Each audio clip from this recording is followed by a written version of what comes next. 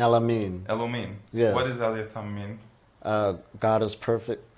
Okay, so it's not your given name. You weren't born with it. Right. It's a change name, like That's the a Indian change tradition. name. Right. Yeah. Okay, I like that. You know, the Indians, when they reach a certain age, they choose a new name that describes who they really are, and not their giving name. And that's a lot of spiritual people do that because it's sort of like we're shedding the skin of the person that we used to be. Mm-hmm. Absolutely. And this name was actually given to me by one of the spiritual teachers in southern Israel. Okay. Demona. This is Elitom. I said, that fits. I like it. So I am here interviewing Elitom, which with perfect synchronicity, I'm in Israel and not teaching abroad. And we don't get to meet a lot of Breatharians, and I know it's really important for my community to see other type of Breatharians and how they live their life and how they cope with the different struggles, with the different daily routines. So I'm going to ask a bunch of questions. I know you're very, very used to answering, so I'm just going to answer them again and stuff. And also have a list of questions that some of my community wanted me to ask. Oh, absolutely. Okay, so let's begin generally. Breatharian is usually connected with a lack of eating, physical nourishment. How do you do now in your day-to-day life? How did it start for you? Why did you want to do this? How much do you actually eat, if anything at all? Do you consume water or stuff like that? It changes. It started out through health reasons. I was overweight, felt real bad, and then pretty soon I ran into veganism. And I saw the great improvements it did on my physical being, changed my whole life, changed my whole outlook. So then I got curious on the other diet changes that can take place, because I started to run in also into energy work, the power of energy work, and I understood that food is an energy. So therefore, of course, I ran into more live and raw foods, and that got wonderful to really see the enzymes and how they work on the body. Now, dealing with losing weight, I used to be overweight. Just by going to a vegan diet, everything, my health was boom. And then when I went live and raw food, of course, the health was really looking good. And of course, I lost a lot more weight. Now, dealing with the community I was once in who was used to eating meat, even back then they were saying, you lost too much weight too fast, you look sick, blah, blah, blah, blah.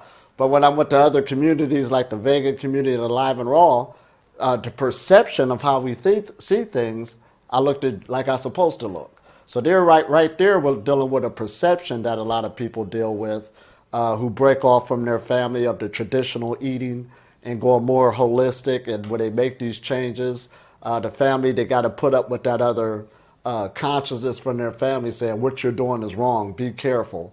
So that comes into play. So anyway, on my own journey, pretty soon one day a girl said to me, there's people who don't eat. They call them breatharians. And I said, whoa, I got to find this out, find out as much as I can. And of course, I ran into the 21-day process on the book Living on Light by Jasmine. Read the whole book. It really got with my spirit. But what took place was, wow, I just started a family, house, bills, in that daily situation. And to take 21 days off, that wasn't going to happen.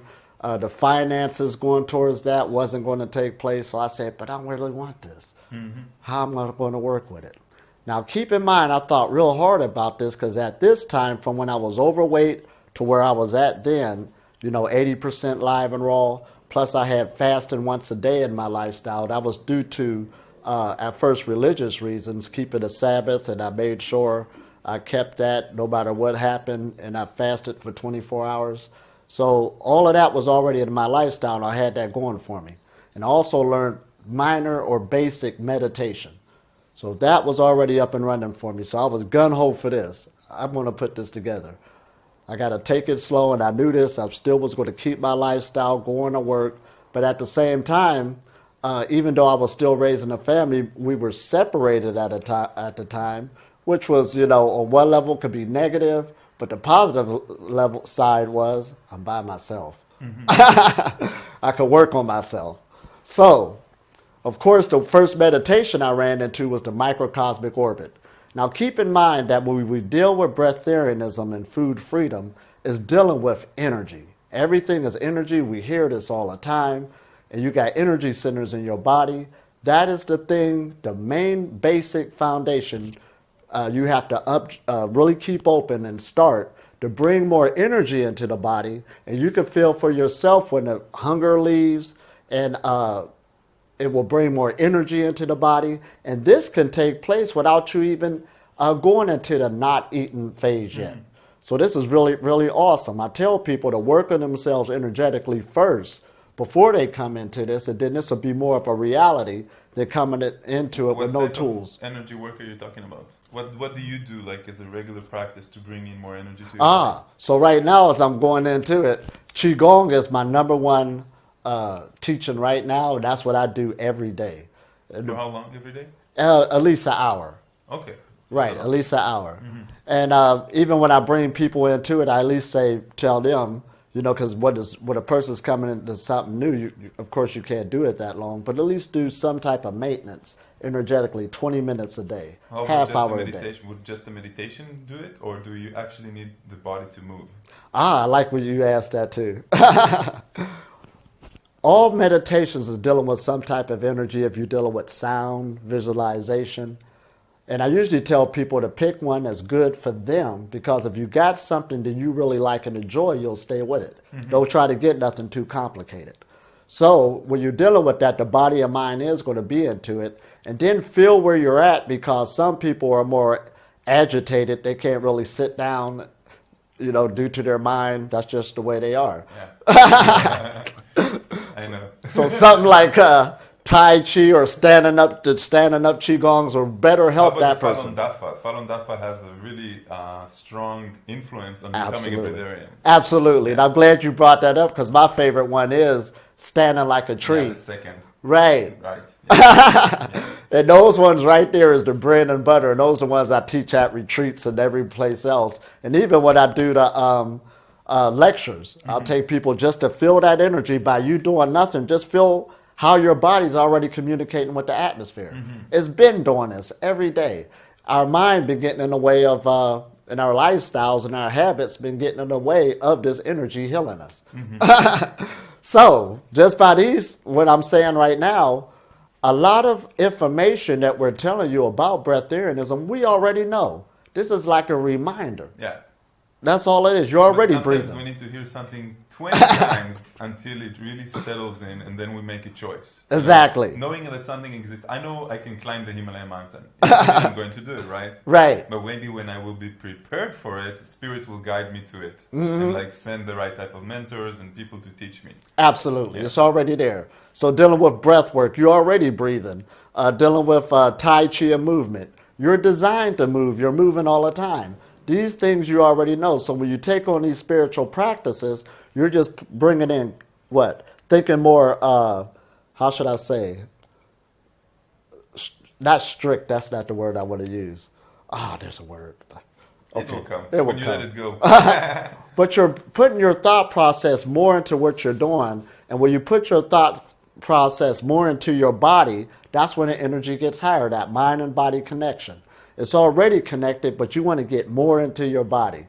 Now listen at that concept. The average person who's not consciously breatharian, even though I say we're all breatharian, they're basically moving out of their body. They're not paying it no attention. But with these teachings, you're coming back into your body. You're feeling your feet again. You're feeling your hands again. So that you could get this good blood circulation that brings more energy to the body.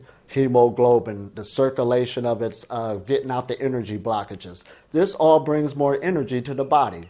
Now, these basics you know, but what happens now is, I know the biggest thing, going back into society, to your old lifestyle, family, friends, work. Mom, dad, right. Mother-in-law, father-in-law, here we go. Yeah. Yeah. Children, put that down, stop it. Yeah, that can run you up a wall trying to be on this path. So even when you learn being on prana, you're bringing more prana into your life now, or you're balancing it out more. Now you got to see how far it fits before you totally go food free. Now I've been on this path for 18 years, so of course a person to say, you mean you didn't eat and drink for 18 years? I say, wait, okay, let's bring some understanding. What happens is you do got three different levels, I put them as, on being on the breatharian path. You do have a baby level. That's when you first come into this energy. You know you don't need to eat, but you're falling down a lot. You're still trying to walk. You're going to go through these levels until you can kind of figure out where to put this new lifestyle in your present life. You're feeling guilty about eating when you do eat something, like you done broke something. You got to break all of those belief systems. You don't need to feel that way at all. There's still some foods you might love to eat. You got to put that in your mind that you still should enjoy those. You don't have to rip them away altogether, because then you're going to have a spiritual journey where you're going to feel sad, and it's not like you're completed something. You'll feel incomplete.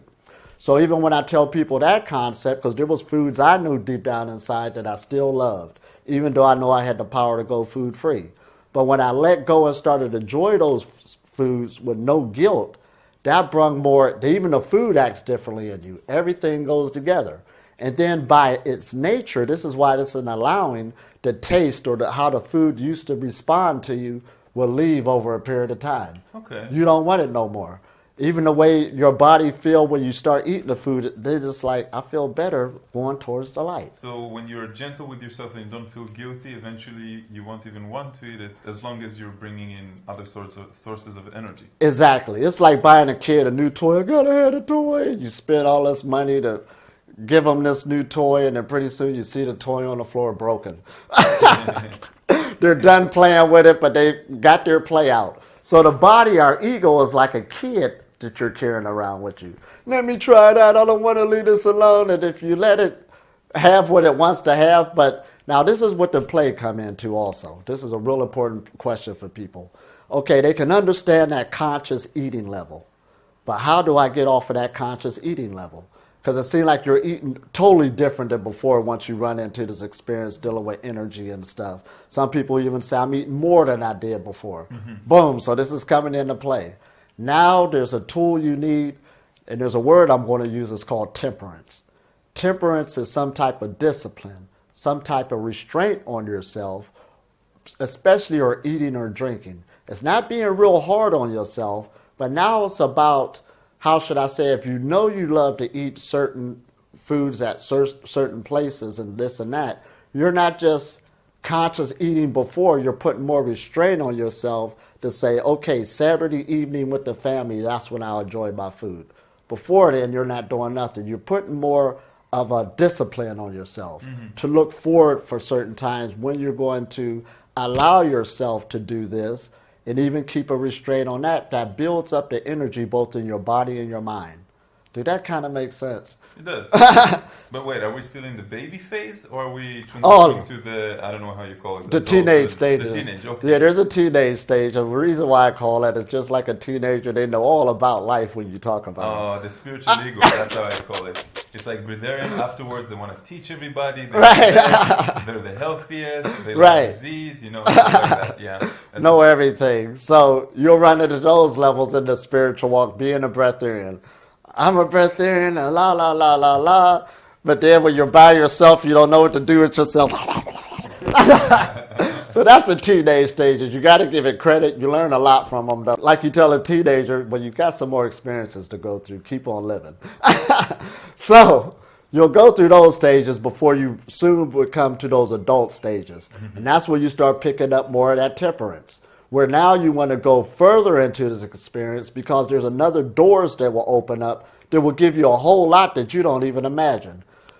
And this is when you understand what we're saying is more than just eating or not eating. This is going to start really bringing more light into your body by healing past relationships, past traumas. People don't understand this. And when that brings more light into your body, that goes beyond the food altogether. So this is not even on the physical body. This is the emotional body, cleansing any karma that you had in your past. Absolutely. Forgiveness for yourself and others. Absolutely. Because when you're working on this path, you're working with the light. And it's cleansing you on a cellular level. That's why this path don't end. There's many levels and degrees. And as I'm talking, try to grab where you're out in this, because I do talk in levels and degrees because that's where everybody's coming from. It's not for everybody. When we say go straight, you hear about this not eating and drinking, and that's what you hear and you want to run to it and understand that you got this path to go through. How long it takes depend on you. You got to see where your lifestyle at. But the good point is all of us is working with this light that's going through us and going around us. And even me, myself, this is why I love telling some of my stories about the chocolate, and I woke up one day and the chocolate was all over me. I laugh about it now, but back then I was serious. It was like, oh, I failed. I'm feeling guilty. I had to get over it. Okay, you love chocolate. Enjoy yourself on this chocolate and this and that until it gets out your system. Because food is relationships. Serious relationships. Yeah, like emotional eating. That's everything. Food is about emotional eating. The thing I enjoyed most after I went the first year of my Breatharian experience, I was a little bit more extreme, just liquids, no physical food at all. Right. And I built a resistance, and I didn't enjoy it that much. And so, in my first year's birthday, I had a pizza. Right. Retroactively, I understood that I had a pizza because my mom used to make pizzas when I was a child. Exactly. So the inner child was calling for that specific thing. Exactly. And I like how you pinpointed on something that if I'm going to do this ritual, I'm going to do it all the way. I'm going to do it all the way and pick something that means something. Yeah. So that's one thing, too, what I tell about people when I was on my avocado battle. I met some guy in the last workshop who was saying, that makes sense, because there was something he really loved. His family brought it to him, and then one day the taste wasn't the same no more. And then that's when your body is telling you to move on, because you got to keep in mind that our body is our mind. It's an extension of it. It got the memo of how to lead us, how to take us. You got to start working more hand in hand with your body. That's what it allows you to do. So when certain things and habits start breaking off and they don't feel the same way, that's your body saying, okay, I'm ready to move on. It was taking on that last program because you've been eating all your life. You got to give it time to catch up with the energy of the thought process, because this is energy too. So you change your belief, your consciousness makes a leap, and then the body, which is more physical and requires a process, a beginning and an end, takes a little bit more time to catch up. A little bit more time to catch up. And also, it's more than just your physical body. Your life is kind of, every time you make a shift in your consciousness in your body, it's shifting your environment. Yeah. We've noticed with I taught until now about 600 participants. And what I see statistically is afterwards they see that the synchronicities and the manifestation abilities of their not physical body but of their consciousness is much higher. Much higher. Life begins to unroll in an unprecedented speed. Oh, absolutely. Yeah. That just makes sense, because you're not spending a lot of time with that energy digesting food. Where is it going to go? It's rising. Heat rises But upwards. a lot of people will tell you, like, for example, you told me that you just came from Egypt and before that Morocco and you're traveling around and this is minimalistic lifestyle. But a lot of people have children and obligations, and like in the Western life we have more stress. Even a mild sort of stress will create a craving. And that craving is filled by food. That's why I felt like most of the people that I teach today, I don't want them to strive for perfection. I'm telling them, let's go to 60, 70, 80% energetic prana chi nourishment. Right. And then you can take it to your next level after you went to the integration. Exactly. And play with it, play with it. The ego strives for everything. I want 100%. Exactly. And I'm like, there's no 100%. There's a few people in the world and they all live in caves, Right. meditate all day, do tai chi and stuff like that. So, Right. So, but what would you recommend to these type of people, which is the common, This is a very good question, because I'm glad you brought that up. Because there was some guy that blasted me on Facebook, everybody just can't live in a cave like you do. And I had to think about it. He's right. I find the same. I have a baby girl, 4 months, and I'm traveling a lot. And I do have some stress in my life, not like other people, because it's a mental thing, which I don't have. But I see my students are struggling with that, and I really want to help them. Timing does mean a lot. All right, coming into the Breatharian journey, as my son was growing up, I tell people, okay, I had him every other weekend. So when you're raising a child, of course, those times y'all have together, you want to get the best out of that time. So, of course, food is a good get-together. And those are the times where I prepared myself to at least eat with my son. Now, even then, I was living kind of extreme, because I was living out in the woods, way out from the city. But still, I knew I was with him. He still wanted to have this lifestyle, and it worked out great. So keep in mind, you're still on the breatharian levels if you eat once every 3 days, once every 7 days. You understand? Because you already broke the standard of what they said kept you healthy. What do you want? But the ego wants more. The ego is seeking, especially in the 3D, the ego is seeking black or white understanding of what it is. So a breatharian for most people will be doesn't eat, doesn't drink. They're not aware of the gray zones in between, and therefore they feel guilty. There's like a definition of an absolute. And in the 5D, in the higher self, in the present moment, when a person reaches that level of consciousness and understanding, he understands there is no absolute. Everything is truth. All the grays are perfect as they are for that person, for where he is in his development, you know? Absolutely. Yeah, that's the concept that people, it's hard because they're looking at it as in a success or a failure. And right. They have a failure, a doubt, minimum, you know, frequency, and then again they start eating. Absolutely. Yeah. And then even in my own life, okay, this is why I say, when is the best time to bring forth that other level? Now, when my son started to get a little older, he wanted to play more with his friends. Dad, I want to hang out with them. I understand it. Now, of course, I'm feeling like, man, he don't want to hang out with Pops no more. But I understand it. But then the light bulb goes off. Boom. That's your chance to take this to another level. You was used to when he's coming over this weekend to eat this, eat that. Now you don't have to do that. I could go lighter.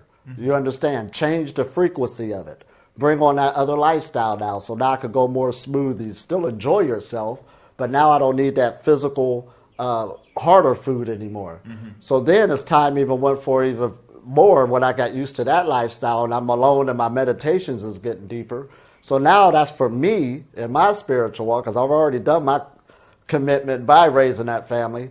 Now I can break off and go more, but no hindrances. Now, of course, I teach celibacy also. So again, here I am also living a single lifestyle where I got to say... Wait, how long have you been Oh boy, celibacy? I've been on this path for like 5 years. And you had your ex-wife?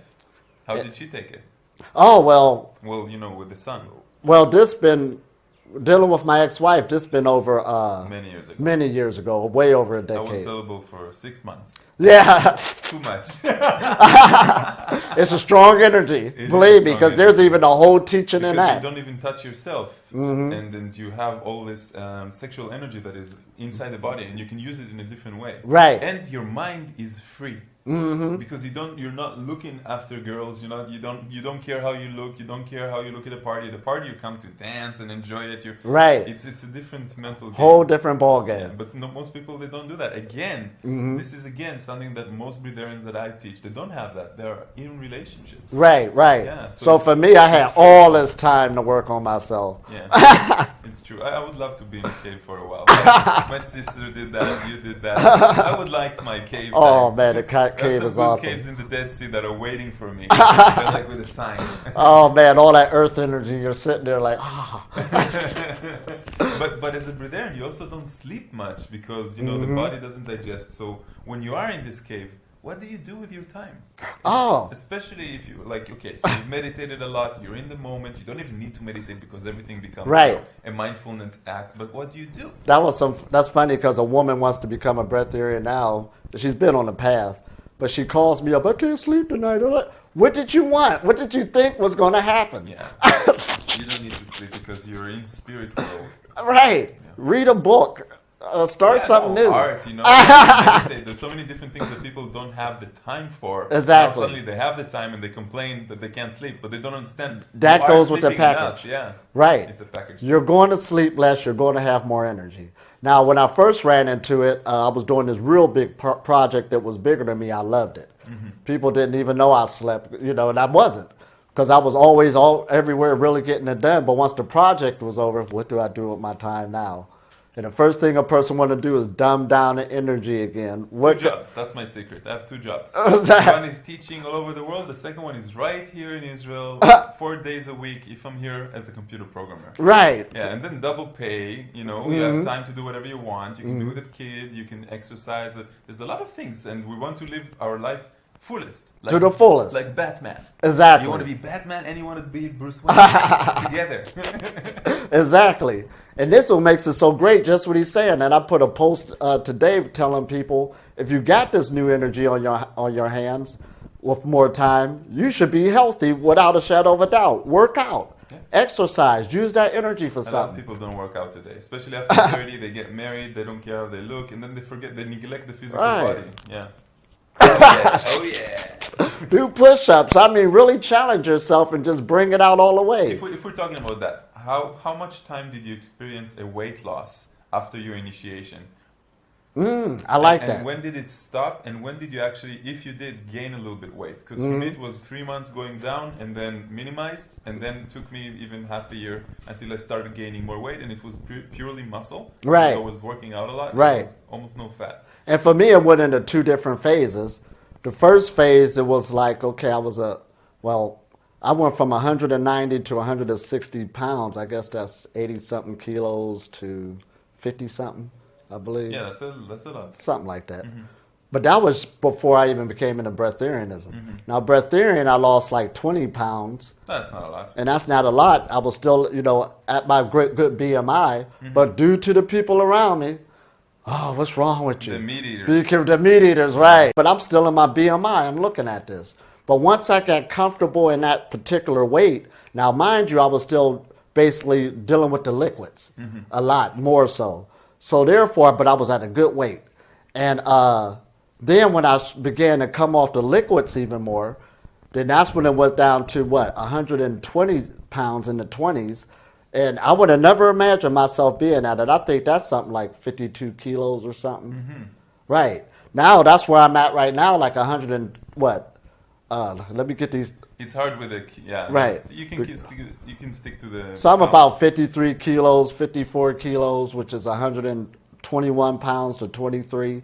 So it's up in there right now. But right now, if I would have came from 190 to how I look now, what happened? So Something's you were wrong. Really obese. Right. You were like a big guy. Exactly, and it wasn't stopping. I was like, what's wrong? I don't know what's happening, eating chicken. All right. So I know exactly how it happened, all right? Right, eating it 3 meals a day, eating here, snacking at night. Yes, it's going to happen Plus in eventually. the States, we didn't mention this, but he's from Ohio, and even though you don't look like. But yeah, in the States, a lot of people are obese because of the sugar, I assume, because of the education. Because The lifestyle, Yeah. oh my gosh. But also the African community. I mean, the genes of the Africans that came from Africa, they're not used to all this sugar, and they're just Oh used to my all this type gosh. of- even alcohol. Everything affects them much more than others. Whole differently, the soul food diet, Yeah. affecting your soul. That's from what I remember I've been taught is that they took, like when there were slaves, they actually took from Africa the strongest and the biggest. Right. So they had a whole community of African Americans that are like big, like with the genes of the bigger ones. Right, the ones right. That tend to be more chubby, fatter, big bone. Right. Yeah. Absolutely. But the whole idea is, okay, you got that physique coming along, but instead of taking it more in an energetic way, it went more physical, and you can see the results. Yeah. And it'd be awesome if you could learn to take it more energetic, Yeah. or what you could do with it. Coming from the hotter climate, having a melanin concentration, it's amazing on how much energy this could grab too, coming from the solar energy. But that's a whole nother lesson within itself, yeah. Because if you toxify the melanin dealing with the sun, then it becomes your enemy. So you're walking around with an enemy on you, and it could be a big benefit. So that's very awesome. That's a whole nother subject. Wait, I have a lot of questions.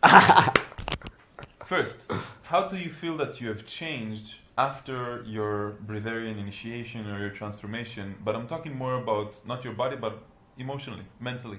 What do you feel that has changed in your life? Oh my gosh, my whole perception changed. And perception meaning the way I look at life. When I say I'm living in heaven, I really do mean this. Everything is just like, because this ear sustaining me, I know this, I got over it. You're walking around, but you are living in heaven. It's like there's no stress. If there's a problem's going to happen, it's coming from me. I understand this. So my perception on life is totally different. I'm having so much fun. And I'm just not making this up to draw nobody in. This is true. When those blockages leave, I'm so glad I started this journey. It's like, wow, I'm living in heaven. 18 years, man. That's one of the oldest ones. In the 80s, James Moyne wrote the book, and then people opened up to it, and really it was a few hundred people. Today I'm trying to reach. We just had the biggest pranic living initiation in the world. I had 55 participants. That's in Phoenix, awesome. just like a month ago. That's awesome. So people are opening their mind, but 18 years? 18 years. You have a lot of experience. Coming out of the American diet, African-American soul food community, yeah, there were some battles coming out of there dealing with breatharianism. Well, you have to be very extreme to both sides, so you have to be obese. You have to go all the way to breatharian. I've got to keep running. Don't look back. But then you bring the knowledge back trying to help people. So that's why I like talking about these different phases I had to go through where you're being honest with yourself. I still like this. I'm not able to break that yet because that chain is still in you. How long since the 18 years until you matured from the baby to the teenager and from the teenager to the adult? Oh, actually, it happens real quick. And you're going in coordination with your atmosphere too. Now, how should I answer that question to be more realistic? To really mature into this was over the last 5 years. Okay. To where I really want to take off further. Okay.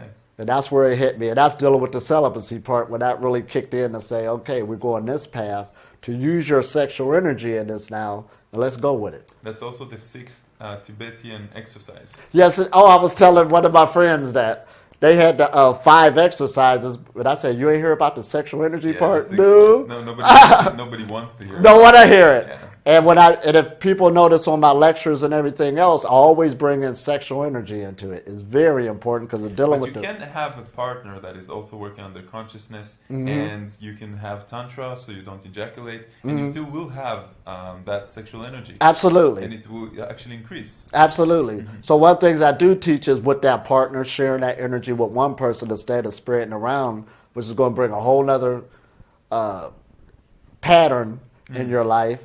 So we teach that. And then we also teach that for those who want to live more chaste.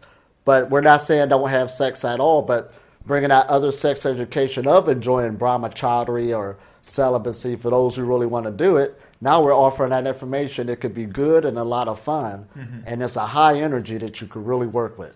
So but basically, like we're saying on everybody, dealing with that sexual energy and dealing with our center, which is the spinal cord where it's going up and down to the brain, yes, it has a big effect on how we see things, see the world. Most men don't even believe me that you can separate the ejaculation from an orgasm. Oh, wow. And they don't believe me that I said that the orgasm is even stronger and more powerful. Right. Yeah, but I have a 5-minute video on YouTube about explaining the cheapest tricks about how to start before the spiritual act begins. Right. Just to press the thing and to practice with yourself. Right. Like that.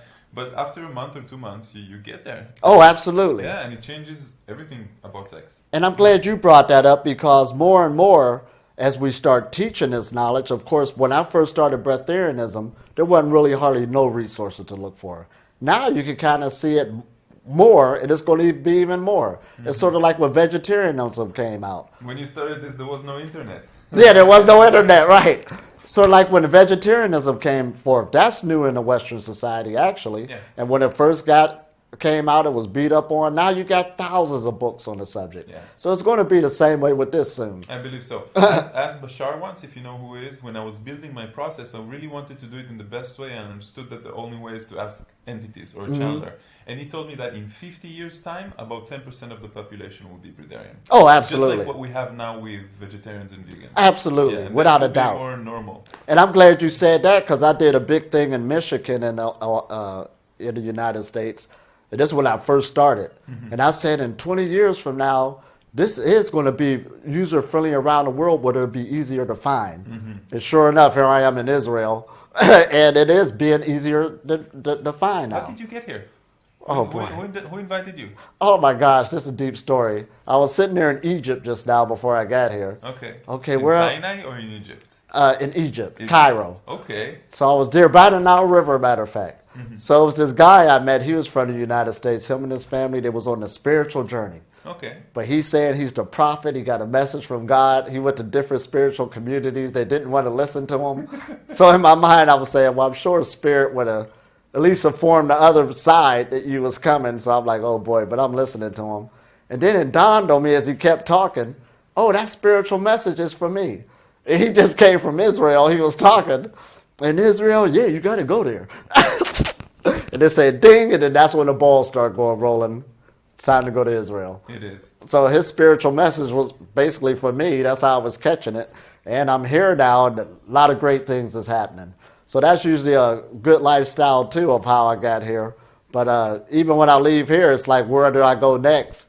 And wherever I go, I'm teaching this message. It's a must. What do you live off, money-wise? How do you survive always traveling? I know you don't eat. Right. So that's fixed, and you sleep with people who are inviting you. And how do you... Oh, we're actually teaching workshops, teaching retreats. Of course, I got the website selling the books and stuff like this. And there is people in the world who do give me good donations. So you never want to go back home, or you just want to continue traveling? You're a nomad. Right, that's right. So even when I do go back to the States, basically, I might as well put it out here now and broadcast it. I love long distance biking also, so I am going to go from coast to coast doing my conferences along the way. So that's coming. Maybe I'll meet you there. I'm there 3 times a year. Oh, Like awesome. Yeah. That'd be a good connection. So there's some good points coming. So I am a nomad now, so that is for sure. Okay, so many people asked that a lot of people go through binge eating, emotional eating. Is that because we're not allowing ourselves? Is that because of the guilt that is building up, so it goes to the other side? Well, Breatharian, when you go through that, it does give you power. First, it comes along and it knocks all your books of knowledge on the floor, and it's like, I dare you to pick it up. Vitamins got broken, minerals, so it gave you this 2 power. liters of water every day, what you need to eat, how many times a day you need to eat, medicine, stuff Right. like that, yeah. So some people will say in their mind, I got this power, so now I can eat this thing that we used to say was unhealthy for me, and it's acting totally different due to my new consciousness. So they go into that type of eating, binge eating, and stuff like this. But the good thing about it is they know when to also quit and know when they went too far. But also that's when, for some, the guilt comes in.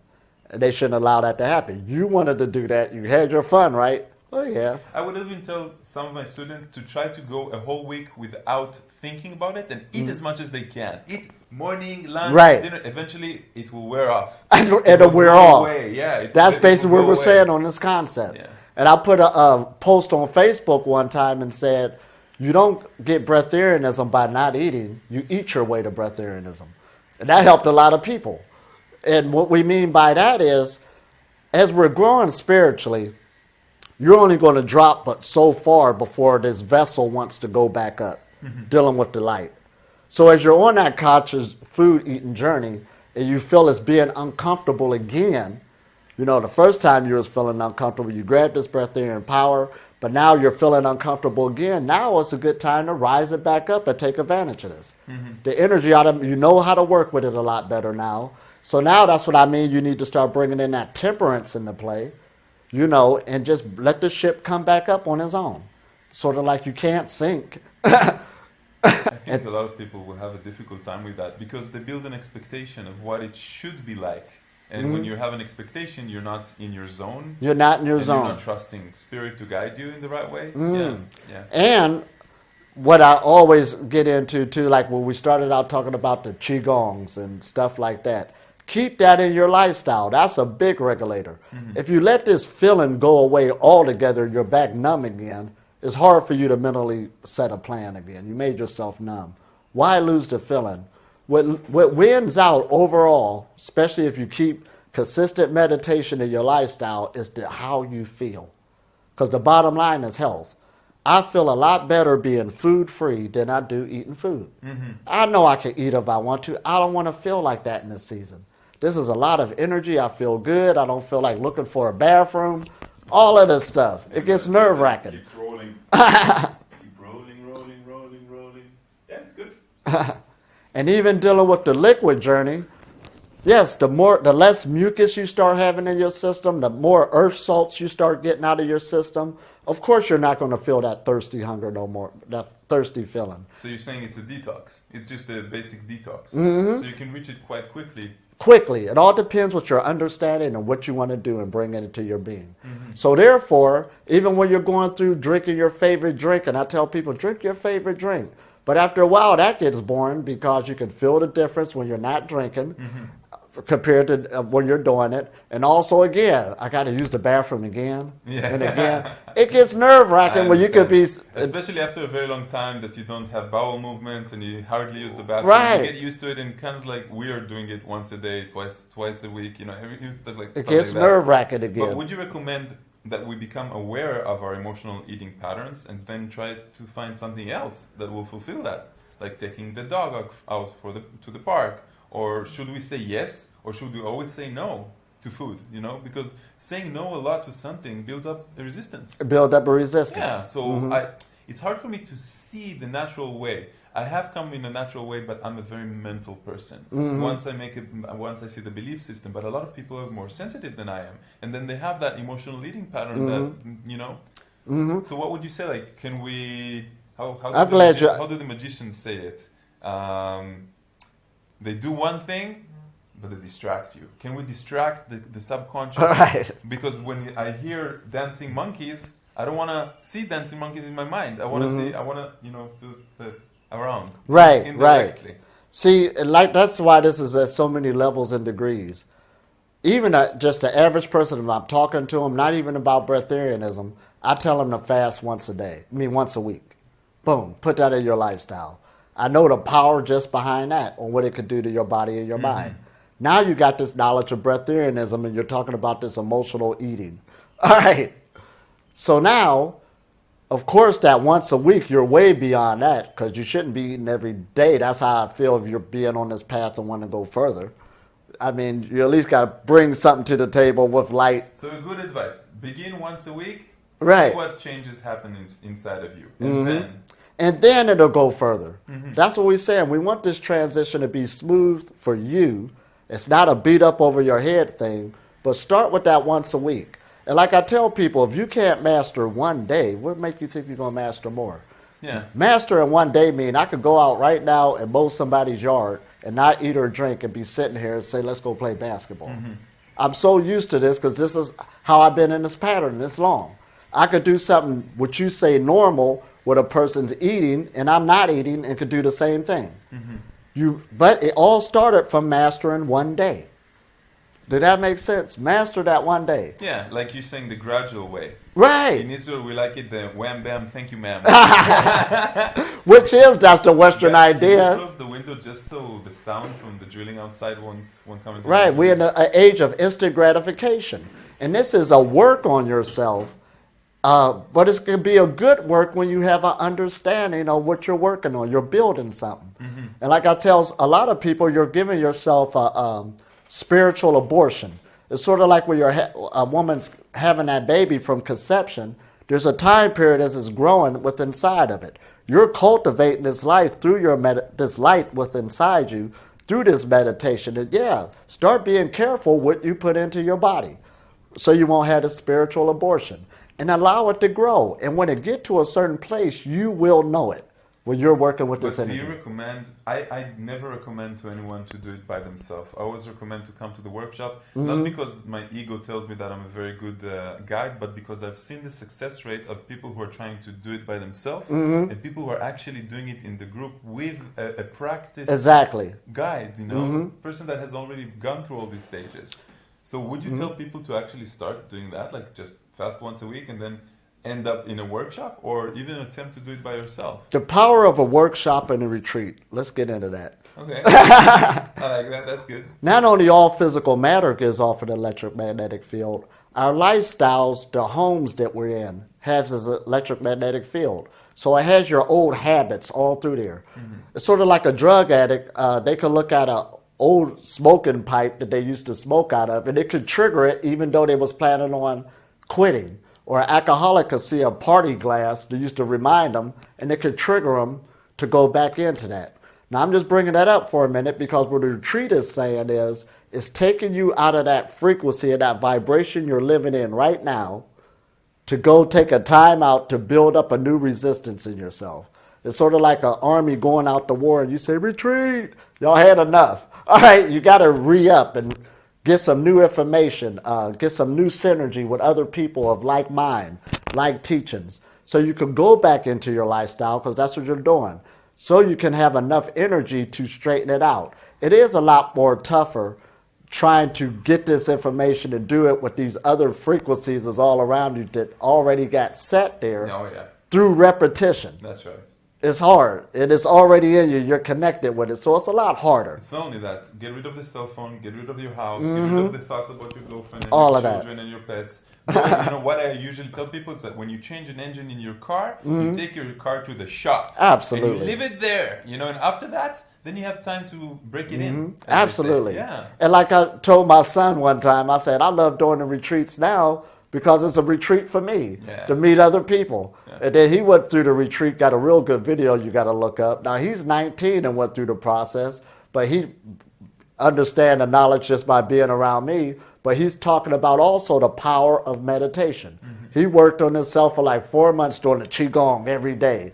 Boom, boom, boom. So one time I was doing an 11-day retreat, he joined along and said, this was so easy.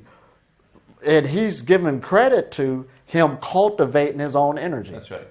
That's what it's all about. I find that the people who are having it the easiest are usually people who exercise, which cultivates their energy without them knowing about it, and people who are, you can say, a little bit younger than adult people. Right. Yeah, it depends on their patterns, really on their patterns, but most of the time it's about the physical activity. Absolutely. Yeah. And I got two different people coming into my workshops and stuff like that. Usually got the younger generation and the older, especially to my retreats. I got a lot of people in their young 20s, so they're receiving the message differently also. What they're taking the message and learning what it is, now I know how to keep a center to stay healthy and work with energy.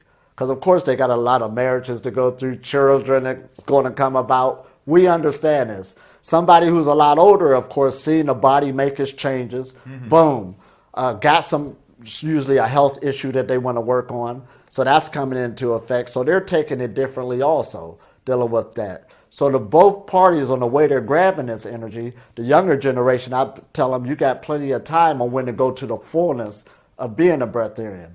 But you're working with this energy now, and they're glad that they know this now. Wow, I can make a ball. We're good.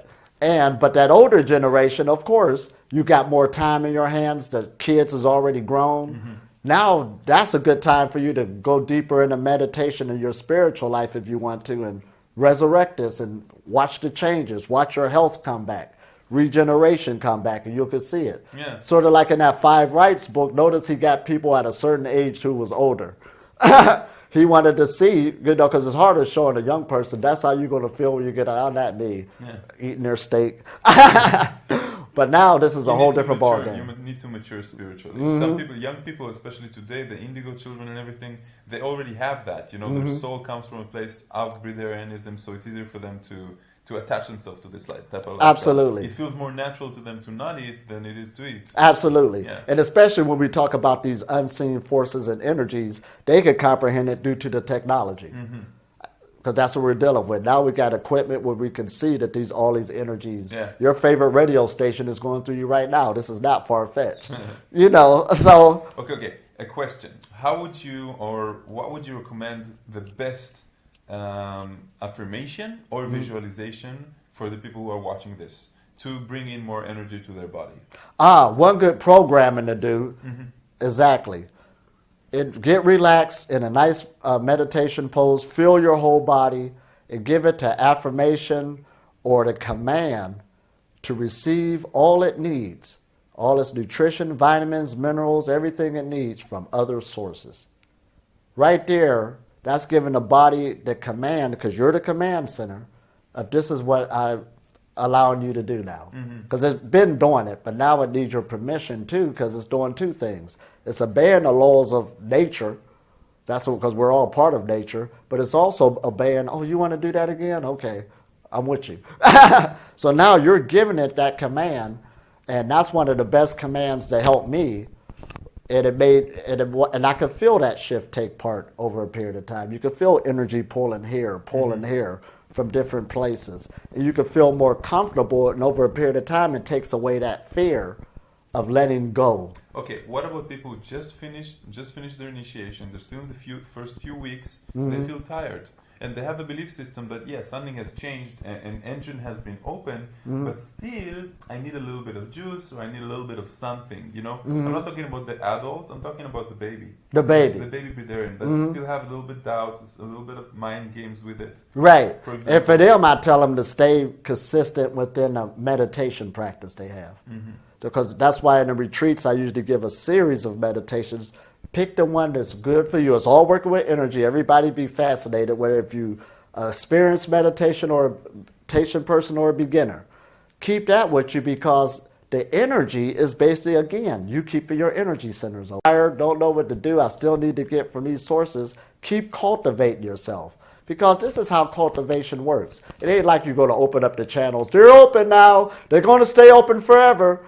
Our electromagnetic field is always shifting and changing. Okay. From every thought, from everything we put on our body, in our body, even on the higher levels, you know, like I wear wool, silks, and cottons just so the pores can breathe. So you're saying constantly activated, constantly activated. Right. It's your responsibility to work keeping your energy centers open. Even the synergy of being around different people. So keeping that meditative practice helps keep these centers open, opening up the chakras. It's there for a reason. For you to keep this like a river flowing instead of getting clogged up, that's where the energy starts getting low. So if you don't work out doing your practices every day, for a few days even, would you feel a shift in your energy? Oh, absolutely. Would you feel a need for external source of energy?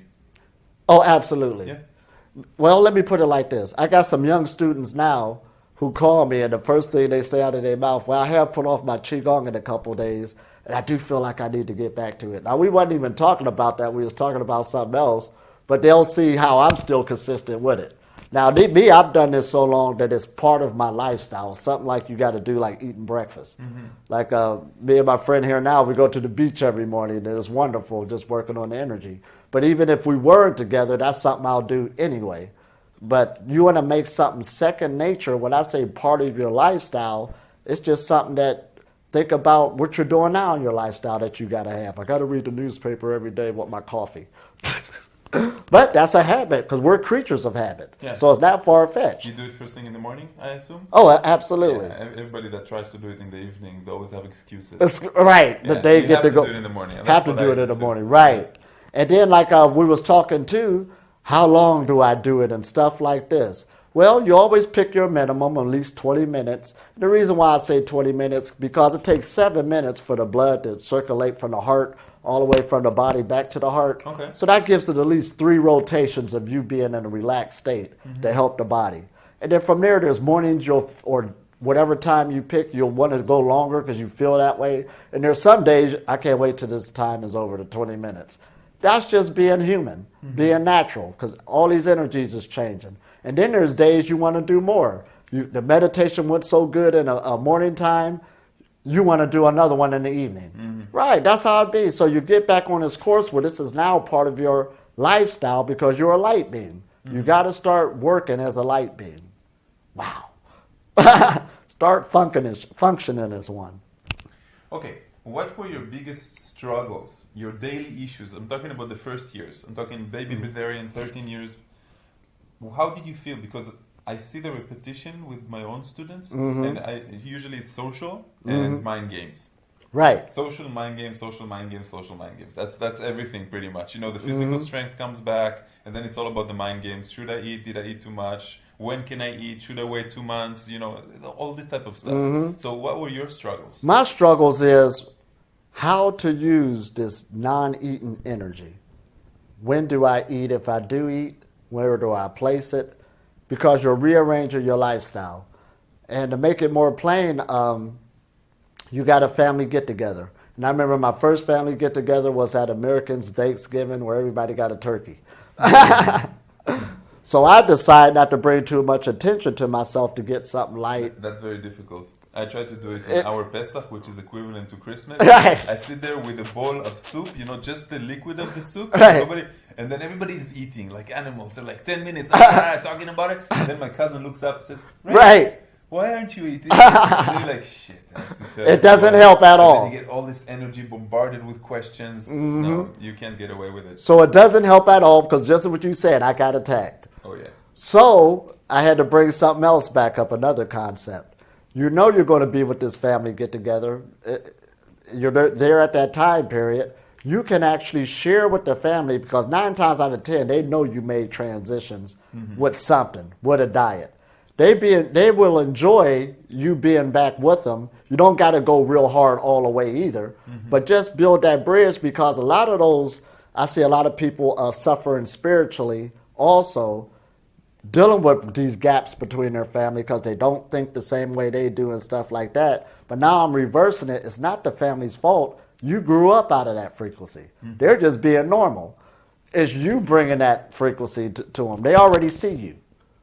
So you do your best to try to at least build a bridge to keep that where it won't bring that other attention. You ain't expecting nothing for nobody to change, and you're going your way anyway. You're not going to be stuck in this frequency forever. Mm-hmm. And it does a lot more to the overall synergy of everybody. You can build up relationships again. Because some people do get in their mind, even though they don't say it to you.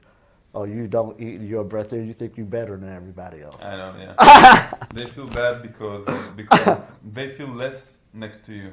Right. Even though you didn't do anything or say anything. Exactly. Or treat them differently, yeah. So that intimidation would be there even though it's not verbally said. That's right. So you're coming to the plate now knowing where to build that bridge so y'all can keep that relationship, because energetically, yes, you did learn something new to bring more light into the situation. Mm-hmm. So, and they will really appreciate it. You can see the shift. How about the people around you? Did they start eating less? Like with me, even my cat eats half of what she used to eat, and she got fat from that.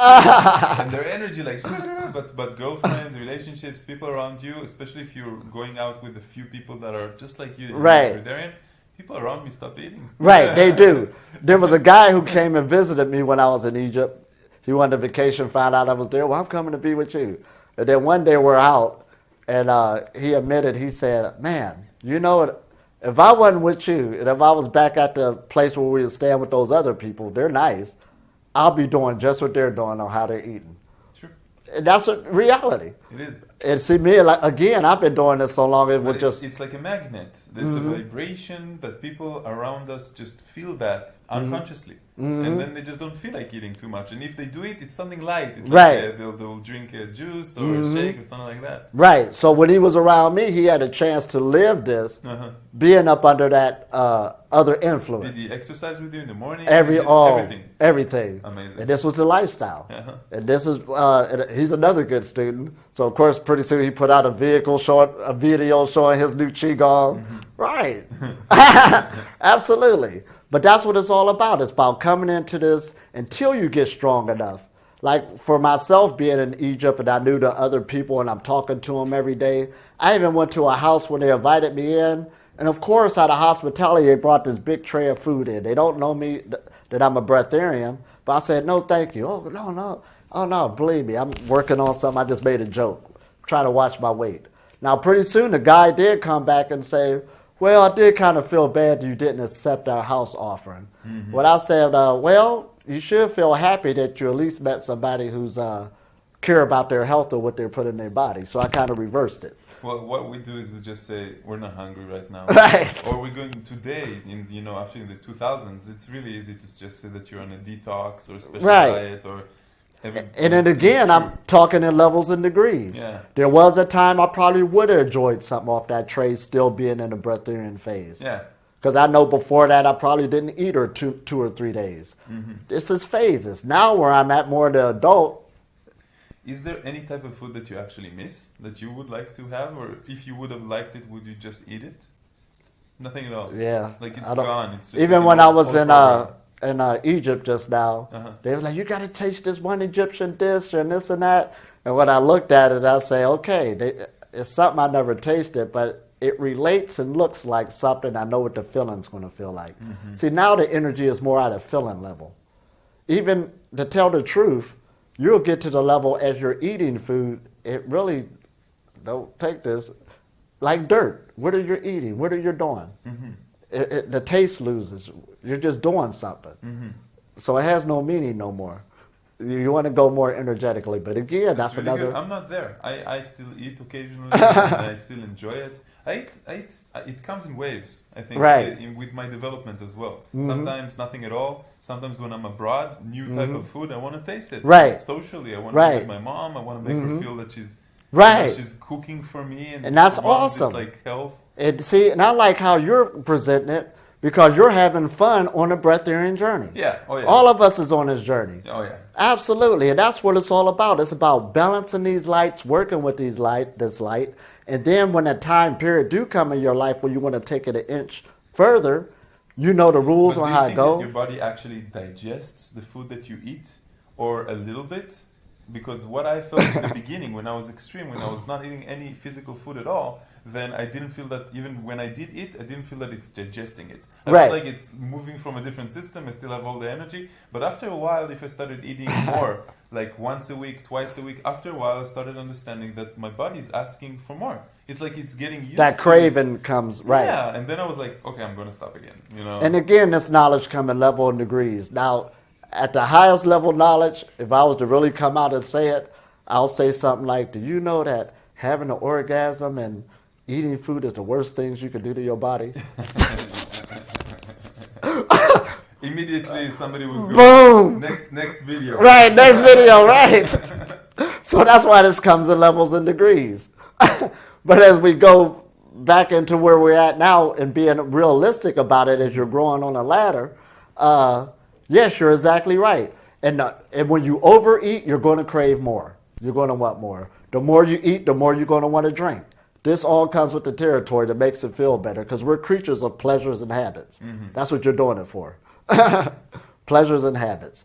But what you're doing is you're just redirecting your pleasure more towards the light. Do that make sense? Yeah. We're egotistical. It's always going to be there. This is a very complicated subject because it's not only more towards the light, also your subject, also moving from separateness to unity, also working on yourself spiritually. You know, all of these things, they're right and they're connected to one another. It's just hard for a normal Western person right now to achieve this. So I'm saying go for 70%, 80%. Right. Don't strive for perfection because you don't have that. Right. Thing, you know. I got another video talking about the great obstacle course you're under. You got foods in this age have never been on the planet before. Yeah. Different types of chocolates. You could go to, different pizzas with 3 different cheeses on it. Yeah. You got a battle going on. You can eat foods around the world. This is what you're up under. Yeah. So this is no game. Yeah, it would have been easier if there wasn't so much flavor in the world. Right. Sure. And believe me, even McDonald's is coming out with the vegan sandwich. It's temporary. It's the taste is temporary. That's what I understand. Temporary. I taste it, and then after a minute, it's gone. And the experience itself, it doesn't remain with me. Right. Only the experience of myself remains with me all I'm the glad, time. like when you said that, because when that desire meets that pleasure and it fades, that's when you keep seeing this illusion. Yeah. I like a continuous foreplay. Of me imagining how it will be like. And I know that the foreplay is usually even better than the intercourse. Oh, absolutely. And then you understand that, okay, I'm continuously in a foreplay with reality, with the things that I want. Absolutely. It's better if I get them or I don't. Absolutely. And what really pushes you to go further with it when it's your time, once you see that desire hitting a pleasure and it keeps fading like this, and you're craving more, like a drug addict, try to get that other high. It's like missing someone. You miss Right. them, you feel the emotion, but then when you meet them, like everything goes back to normal in 5 minutes. Right. And then when you get back to that point you was at before, okay, I'm back at the good food free point. Do I want to start that cycle again? Or do I want to see what's through that door that I never opened? That's what it boils down to. This is not different than people who are addicted Right. to alcohol, to cigarettes, and then the further along they go in their new habits, they're like, I know how this looks like. I can just go on and continue. There's one Breatharian who do relate it to foods and drugs. I mean, drugs and alcohol. Straight up. He goes straight up with it. I know some people also call it poison. Yeah, I prefer not to. Right. Because it's totally different than that, because some people will say, when the last time you ate something or drank something? And I have to say, this isn't Alcoholics Anonymous. Oh, I've been drug-free for 2 months and 3 days. I had to call my counselor when I drank something. This isn't Alcoholics Anonymous, not at all.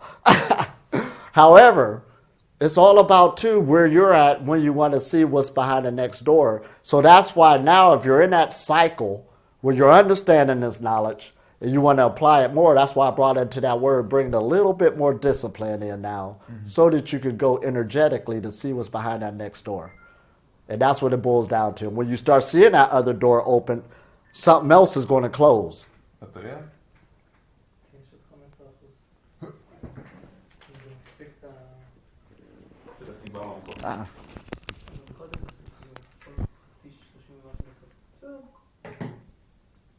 We're going to finish up soon anyway.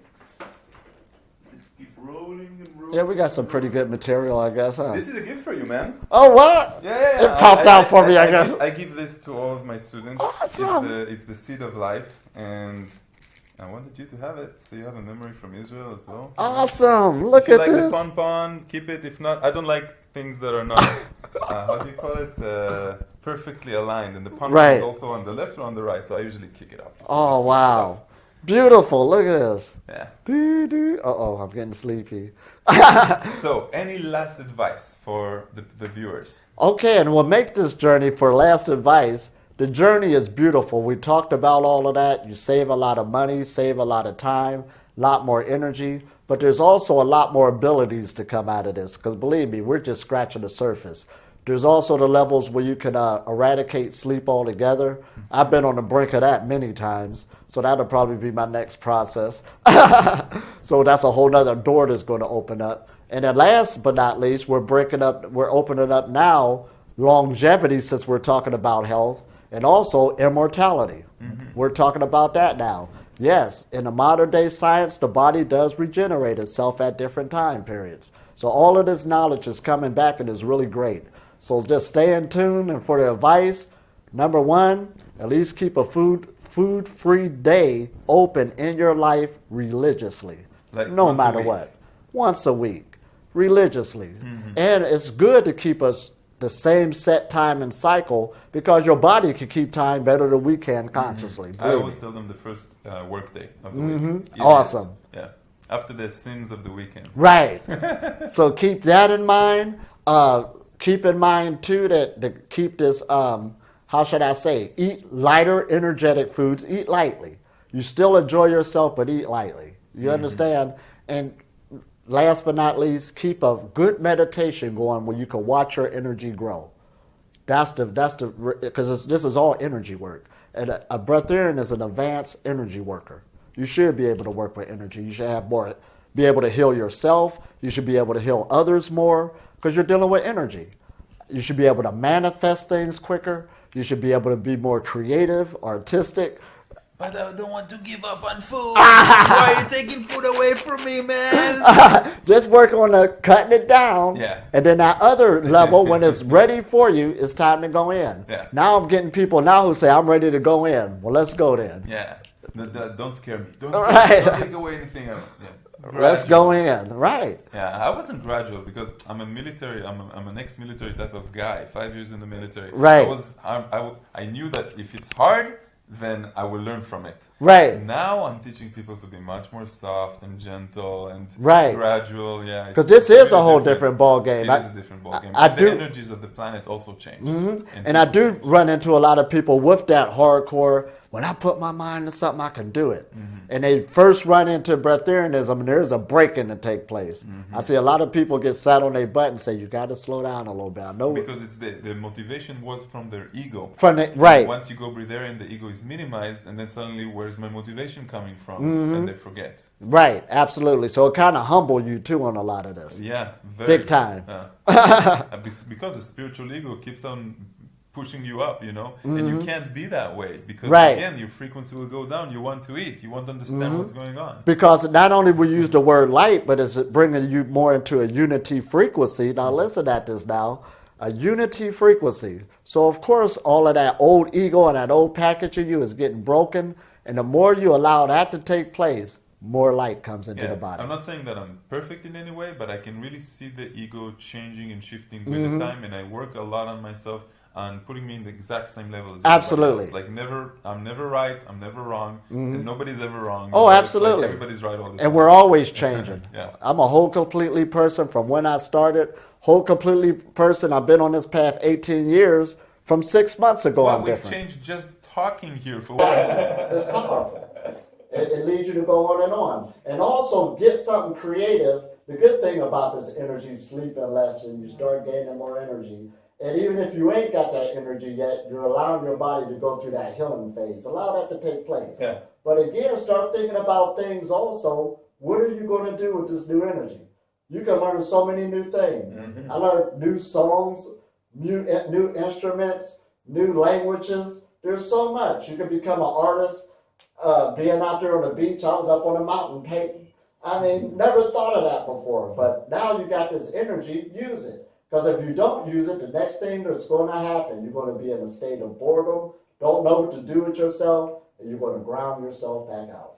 And I can tell you before we go with that, they used to say that if one person in every 100 would meditate, the whole world will change. And I can tell you that if one person in every probably 1,000 will become a breatharian, that's the whole world will change. Because Absolutely. the frequency is not, it's not only about us. I know we have aspirations, we have our own ego and our own goals, but when we change ourselves and do this type of transformation, the whole world changes with us. And we can really see it. That's the amazing thing. So it's not just about us, it's a lot about serving others as well. Absolutely. And I like how you said that because usually, of course, we being the creatures that we are dealing with ourselves, you come into it for self. Over a period of time, you pick up that unity frequency. What motivate me, I understand it's not about me no more. The way I carry myself and the way I deal with being a breatharian, this will motivate me to go food-free and stay food-free and put down the liquids and stuff like this. You're a teacher. Your destiny was to teach this. Right, to teach this and make it to where it can be here so it's not about me no more. Setting example. That's all we do. Exactly. Yeah. That's why when two teachers of this come together, it's really, really, it's rare. Right. The light is spread around the world. The darkness is organized. Oh, absolutely. You know, but it's enough to have one little candle in a dark room to light the whole room. Oh, exactly. Now we got the bonfire going. Okay, guys, thanks so much for watching us. Namaste. And I'll give the URL for his stuff. You guys already have my stuff. Ciao.